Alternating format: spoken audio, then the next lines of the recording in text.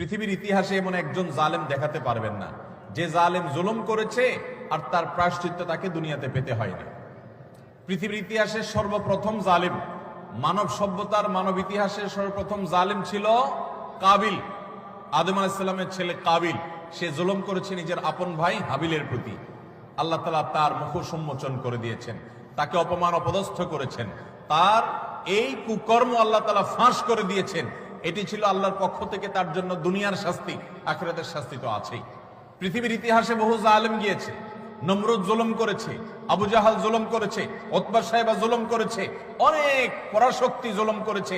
আল্লাহ তাআলা তাদের প্রত্যেককে অপদস্থ করেছেন, অপমান করেছেন, তাদের মুখ সম্মোচন করেছেন, তাদের শাস্তি দিয়েছেন। তবে আল্লাহ ছাড় দেন। আল্লাহ বলেছেন ইন্নামা নুমলি লাহুম, আমি ছাড় দিয়ে রাখি।